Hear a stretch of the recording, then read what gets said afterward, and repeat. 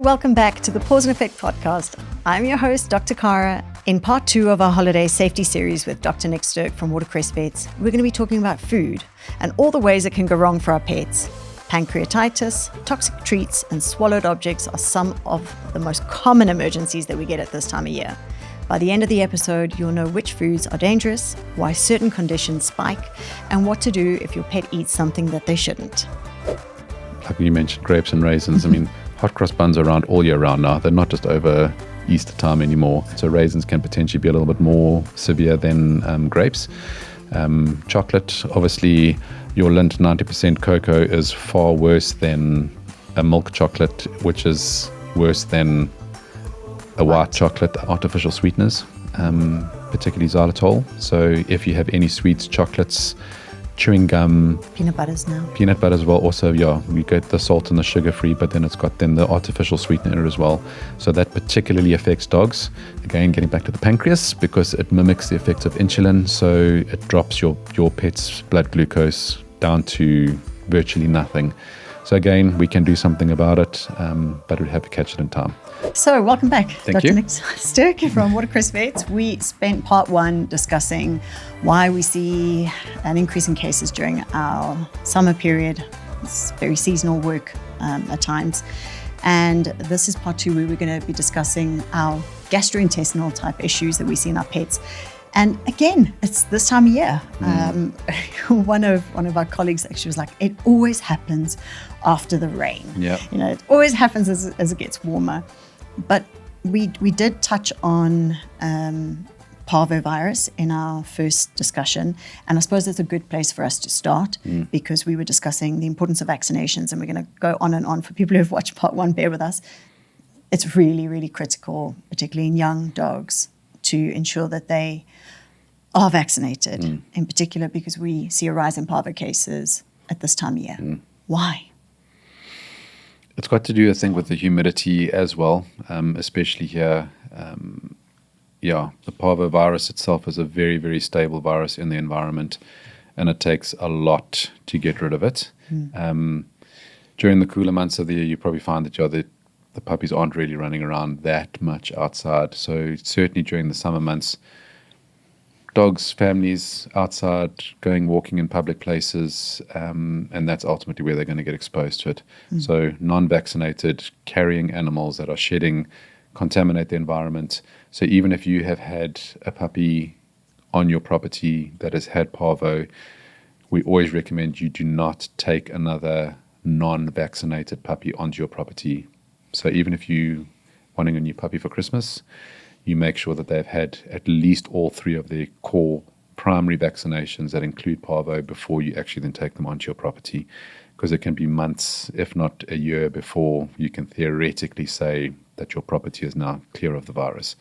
So it's not a nice virus as well. I mean, we've now put it back into the gastrointestinal thing because that's the major system that it affects.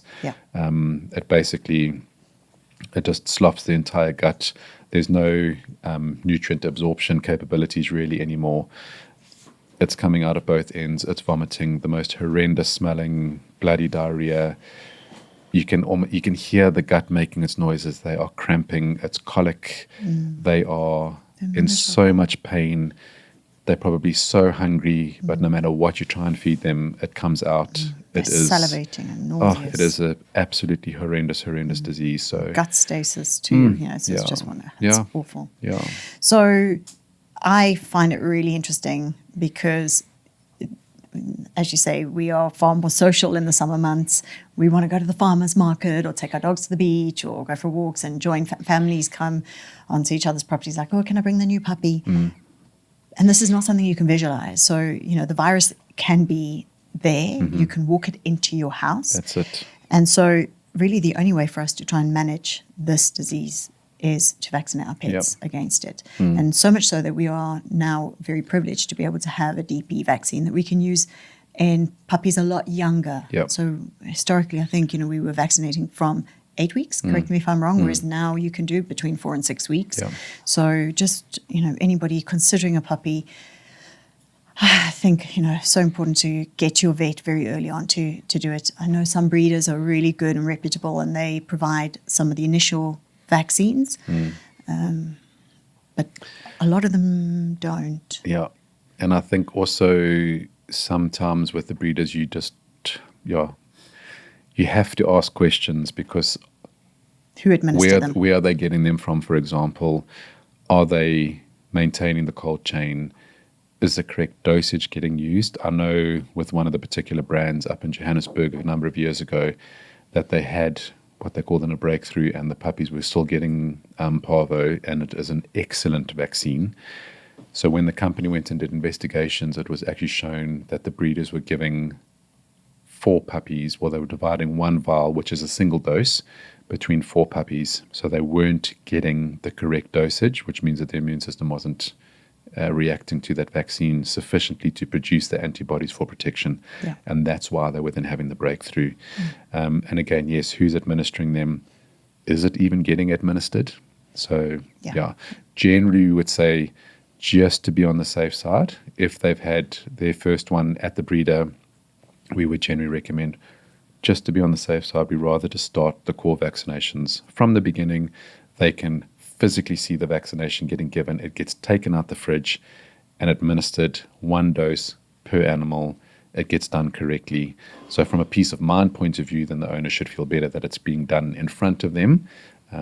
Because you actually get, and then you get the stories about, we'll send the card in the post sort of thing. And I'm just like, that is so dodgy. For the sake of you getting attached to this little animal, rather we just start from the beginning and then it's done correctly. And we sound like we're really pushing this point, but I've not been doing clinical work for a period of time, and I've recently been back doing so.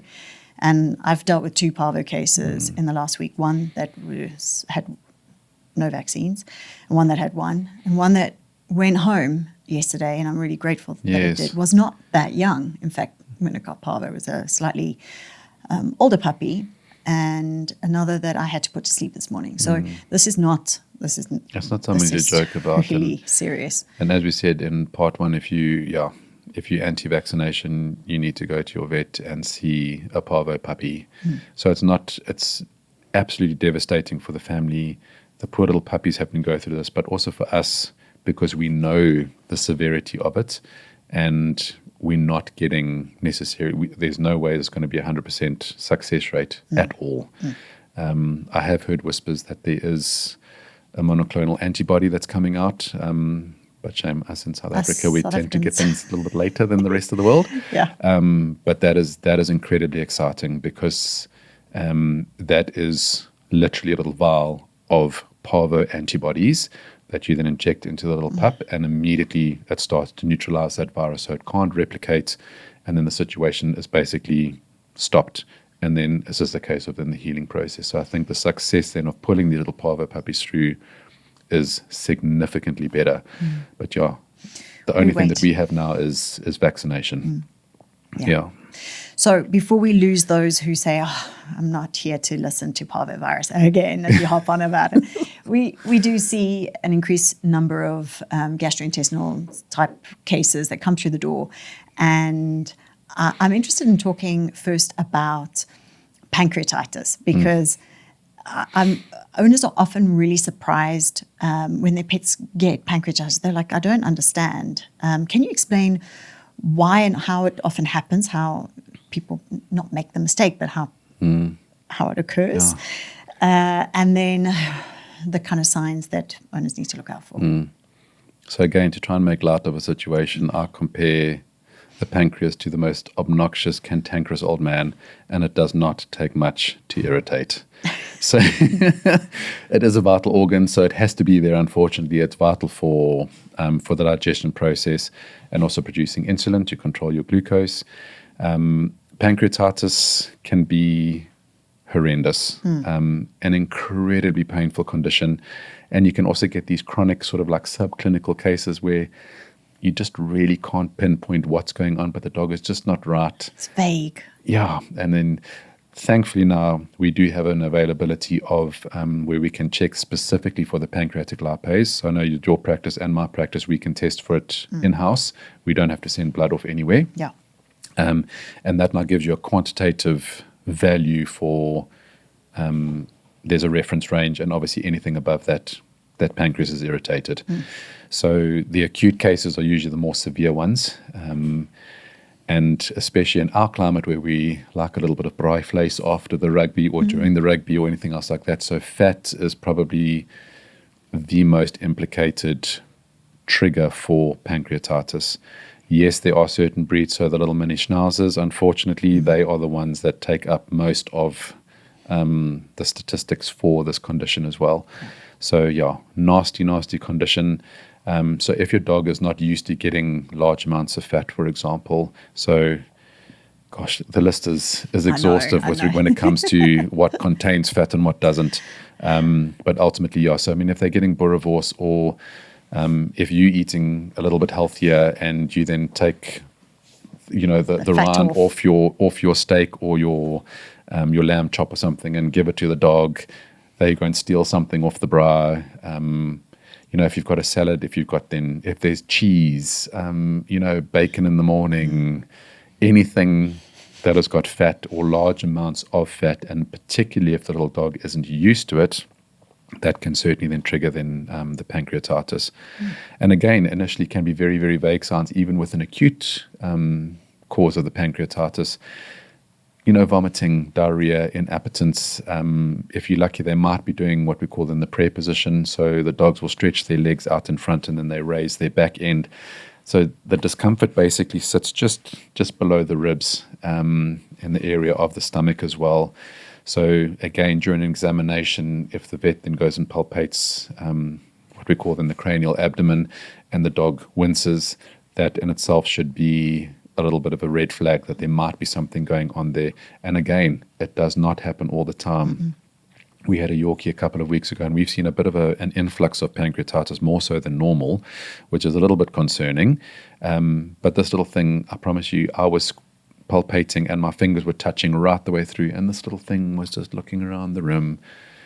We took its, we did that blood test that I mentioned earlier, and it was literally off the chart. Wow. And so again, no major presenting signs, except that the owner just said she's a little bit off her food. And so for Yorkie, that's really not uncommon either. Yeah.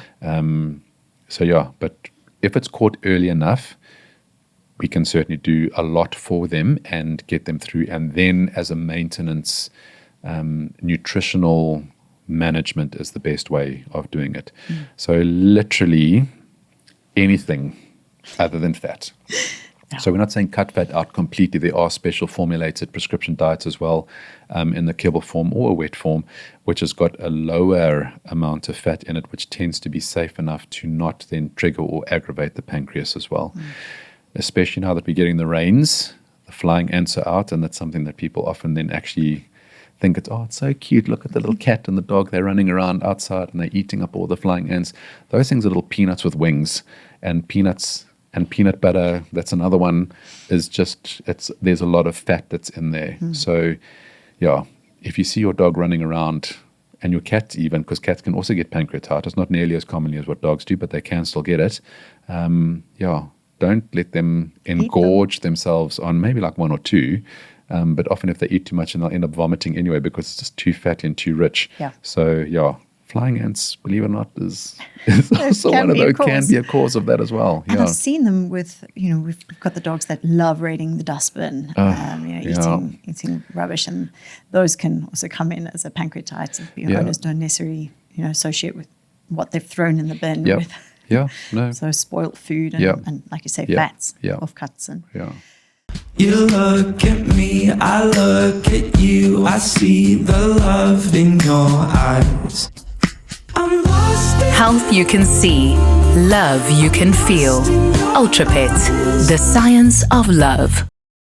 So I suppose this is also a good opportunity. We have spoken about this before, so again, I'm going to refer the listeners back to this conversation if they want more information. But we've spoken before about things that are toxic. This time of year, not only, fats and things causing pancreatitis, but we see toxicities in our in our patients. And we see that because people like to share their food with their pets. Or you may have children around, you may have visitors, you might have a family coming to stay with you during the holidays, and they don't know that they shouldn't be feeding the dog raisins, grapes, whatever it may be. Can we just, for summary, categorize some of the causes of toxicities that you most commonly see? Oh gosh, I mean, yeah, and nowadays as well, like you mentioned, grapes and raisins. I mean, hot cross buns are around all year round now. They're not just over Easter time anymore. So happy I don't like those. Are you one of those raisin-free, fruit-free? Yeah, I like the chocolate ones. No. So chocolate's another thing. So yeah, raisins and grapes. So raisins are just dehydrated grapes, but everything is in more concentrated in it. So raisins can potentially be a little bit more severe than grapes. Chocolate, obviously, your Lindt 90% cocoa is far worse than a milk chocolate, which is worse than a white chocolate. I don't even think there is any cocoa in a white chocolate anyway, but there's lots of sugar and stuff like that in there as well. So those are certainly things to look out for. Just touching on the chocolate, then artificial sweeteners, particularly xylitol. So if you have any sweets, chocolates, chewing gum, peanut butters now. Peanut butter as well. Also, yeah, you get the salt and the sugar free, but then it's got the artificial sweetener in it as well. So that particularly affects dogs. Again, getting back to the pancreas, because it mimics the effects of insulin. So it drops your pet's blood glucose down to virtually nothing. So again, we can do something about it, but we have to catch it in time. So yeah, the eating things. Going into the festive season as well, there's going to be your gammons, there's going to be your turkeys, all sorts of stuffings, nuts. So yeah, the macadamia nuts have been implicated. So not if you get one in it's still in its shell, that can be a foreign body if it's swallowed. So yeah, there's various things that you just need to be a little bit cautious of. I mean, we've spoken about people who are doing home cooked meals and the likes of that, putting in garlics and onions and the likes of that. And what I tell clients as well, so I think you do have to go on the majority of what the research has said. No matter where you look, you will probably always find something that is going to correlate with what your beliefs are, even if it is one paper that says garlic powder and everything else is absolutely fine. I would still err on the side of caution, because there's no one who can specifically say how many milligrams per kilogram is safe for your dogs, but it's an accumulative effect. So don't people want to lose their minds now because my dog got hold of my piece of food or whatever that had onion and garlic in it. A once-off is generally not going to be an absolute train smash. It is accumulative. So the longer and the more of it they eat, the more likely you are to get the side effects of it. So yes, it's an ingestion, so it fits into this little topic we're talking about, but it actually affects the blood system. And it can be quite detrimental. So if garlic and onions were like, oh my gosh, this wonderful power food, then more research would have been done into it, and we would be incorporating it more into the feeding of the animals, for example. But it's not really. So there's no major wow, onions are superior with regards to this, and this. I wouldn't really take any chances. And people say, yeah, but it's natural. Cyanide is natural as well. If you take enough of it, you're going to die. If you don't, it's going to be accumulative as well. So I think just be very, very cautious about all these other blogs and stuff that you have on the internet that say that onions and garlic are amazing. I would rather just err on, until more research is actually done. I would be a little bit more cautious about that. Yeah. So before we go into obstructions, and you know where I'm going with this, and I will make my own confession about bones in my household, let's talk about the just general vomiting and diarrheas, because I don't know how many you see, but that is something. That's one, and we've actually seen quite a large influx of that. And again, it can be seasonal changing as well. I love dogs. I really do. And I love cats. Otherwise, I wouldn't be doing this either. But dogs are disgusting. When it comes to finding something in the garden, it's usually the deader, the stinkier, the frotter, the better. If they're not rolling in it, then they're eating it. So if you get like a little dead lizard or a baby bird that's now fallen out of the nest and has passed away, and now they go and find it and they eat it, it's that introduction of the foreign bacteria into the system which just disrupts everything. And then you can get vomiting, and you can get diarrhea. So those are very two non-specific signs because there's so many things. Vomiting and diarrhea will automatically be on the list of a condition. Yeah. So sometimes a little bit more investigation is required. So how soon? How soon should owners, there's a vomit and they've noticed diarrhea. Should they be rushing into the vet? Is this something they need to deal with? So generally, as long as the dog or the cat is still eating and drinking, that's usually a sign that things are okay. And sometimes even up to 2 or 3 days of, more so I would say the diarrhea, the vomiting, that can get a little bit excessive. So if there's a number of vomits throughout the course of the day, I would rather say get them seen to.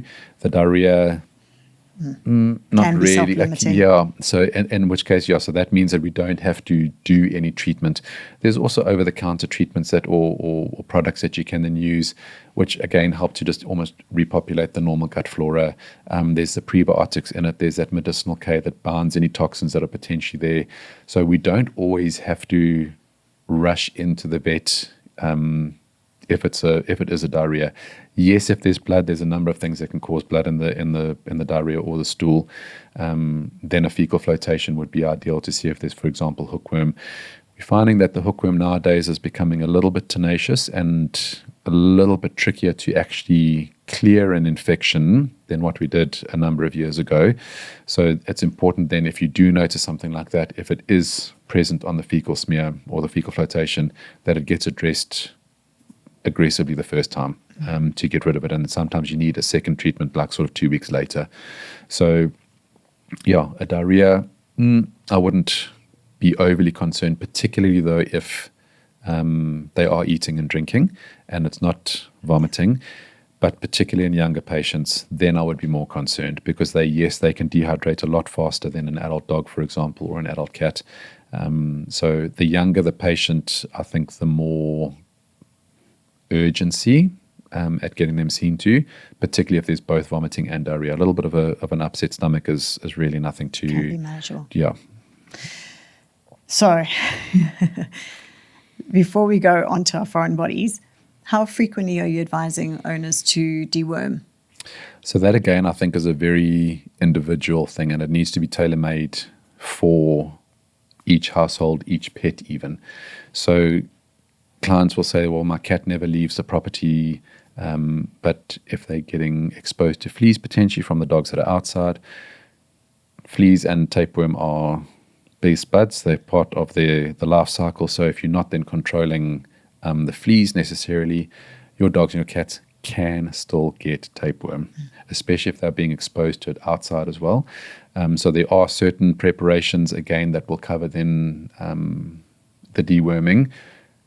What you need to be aware of is that not all of them treat tapeworm. So the theory behind that is because you are then controlling the fleas, you are inadvertently controlling the tapeworm. However, if you've got a very active cat that goes out and hunts and catches little mammals and the likes of that, they are still being exposed to it. So that's why I think it is important to discuss with your vet as to what your lifestyle is. And the risks. Yes, I mean, if you've got this little old Yorkie, 16 years old, doesn't ever go outside once every 6 months, maybe once a year, I think that would be more sufficient. If you've got a dog or a cat that's completely outdoors, then I would say a little bit more frequently. And if, so maybe every 2, 3, 4 months. And particularly in our area, we do have Spirocirculupi here as well. So then the selection of your deworm is also then very important. So you get your broad spectrum anthelmintics that don't unfortunately cover or not effective against the Spirocirculupi. So I think that's a whole discussion on itself because that's a particularly nasty worm. So just in a nutshell, it doesn't sit in the gut, it sits in the esophagus, forms these horrible nodules that eventually, if kept unchecked or left unchecked, they will actually eventually occlude the esophagus and the dog will not be able to even swallow their food anymore. So that's like really end stage. But to get that nipped in the bud is very, very important. And then there are obviously specific dewormers that are required for that. Yeah. So we must do a podcast on that one. That can be more more frequent. So if necessary, then once a month as a preventative, because that is a particularly nasty worm. The foreign bodies. It's time. Bones. Yep. So I have people coming in. You can see I'm starting to stumble because I never fed bones to my pets, and my household now they enjoy feeding bones to the dogs, and I'm always like, I really don't want to be removing bones from my own pets. It's just how depressing. Owners say, my dog's never had a problem, been feeding bones all this time, and there's never been an issue. It's a bit like saying, I've been driving all these years. And I've never been in a car accident. Can we discuss bones just generally in terms of, that whole vomiting that you mentioned? It could be a sign of so many things. Yes. Is it something that gives you a red flag immediately when you've got a vomiting case? But so then it goes down to the history that you would then get from the client. But again, if they're not around, if it's gone rummaging in the garbage, monkeys nowadays are unfortunately a huge problem. And they go into the rubbish bags. I mean, it's not impossible to say that they could have rummaged in there and dropped something into your garden. So you categorically, my dog has never had a bone, and yet you find a bone. So someone's lying, or it could be something the monkeys, or even inadvertently getting thrown over the fence, whatever reason. So I think the type of bone is important. So if it's something that's really, really big and really, really hard that can't be broken into smaller pieces, because it's generally the small pieces that will then cause the obstruction, because they swallowed, it's not going to be fully digested in the stomach, and then it goes and lodges in the intestines. Really, really sharp bones, so certainly lamb chops and chicken bones nowadays. So again, when you're outside having a lack braai after the rugby or whatever, that is vitally important that you don't give those. And lamb bones particularly can be, the way it's just cut, those bones are incredibly sharp, and they can then get lodged, if not in the esophagus, in the stomach, or then the intestine as well. So, I mean, there's plenty of dental chews that are available nowadays as well. But yes, I suppose it's a nice little treat for a dog every now and again, but I would be more concerned also then of a really, really large bone, which is particularly dense, that then they could end up with dental issues, because then, so they can't swallow any bones, so they're not going to get a foreign body. But if they're really having a good gnaw at a really, really hard piece of bone that they can't necessarily swallow, it could certainly damage those teeth as well. Fracture their teeth. Yeah, and it just depends on the fracture as to whether or not it's going to need to be extracted or not. And I know that this is not on the subject of bones, but the other thing us as South Africans often put on the braai are corn cobs, and that is something we see quite a lot in practice. And certainly now with the resolution that we're getting with our digital x-ray systems, you can actually see it's a mealie cob. And it'll usually be around with like bite-sized, they've just bitten it off, or it's been left in the garbage, for example, something like that. So also just getting back to, so a lot of people get those, the marrow bones, which are a highlight of any dog's day. So they usually have some little meaty bits around the outside. That center bit, bone marrow, incredibly fatty. So I always generally recommend, and even growing up with our dogs, we used to pop that bit of fat out and actually discard it, so that they just had that little bit of meatiness to gnaw on the outside. Because if you ingest a huge blob of fat, getting back to our pancreatitis and being obnoxious, that is certainly sufficient to trigger a pancreatitis as well, with that amount of fat that's being ingested. Yeah, I mean, we see it, we also spoke about this before, we see it with it being avo season. Yep. You're talking about the pancreas and the fatty, but also, obstructions and vomiting and diarrhea. Yep. I think, vomiting, one-off vomit, particularly, we know dogs can eat rubbish, as you say, and vomit ones. They go off their food. They need to be seen. It is so much better to be dealing with something early on rather than 3 days later. Absolutely, And just waiting to see if they'll come right is not always necessarily the best way for an owner to deal with something like that. At which point it could have progressed. Yeah, and at least if they have eaten a bone, bones show up beautifully on an x-ray as well. So it's a non-invasive diagnostic procedure. And you will see, so stones, anything mineral, so like if a dog eats sand, and then bone in particular, or metal, we have had needles getting swallowed and springs, and I don't know why dogs eat some things that they do. Yeah. But yeah, so those sort of things can easily be detected on an x-ray. So it's not the end of the world, but if a dog does come in, they're almost like persistent vomiting, persistent diarrhea, x-rays and ultrasound is generally the way to go as well. That's great. Great summary of intestinal issues. Thank you very much. In part 3 of our series, we're going to discuss traumatic events. It's also a time of year where we're seeing fight wounds, hit by cars, fractures. So if listeners want to listen to that part, we'll be doing that next week. Cool. Thank you. Thank you so much for tuning into today's episode on the Pause and Effect podcast. If you found the discussion helpful, please like, share, and follow our podcast. Don't forget to leave us a comment or review. We love hearing from our listeners. Remember, you can listen to us on your preferred podcast platform. Welcome back to Just for Pets. You're with Dr. Cara. Hi, Doc. It's Jackson the Jack Rossi here, and boy, am I itchy. Are you on a hypoallergenic diet? Hyper what now? Changing to a special diet will really help. And Just for Pets have a massive range. And flea and tick medication, special shampoo. Ooh, how quick can you get some? Order today and we'll deliver pronto. I feel better already. Justforpets.co.za. Vet approved, pet adored. Gets it all to your door.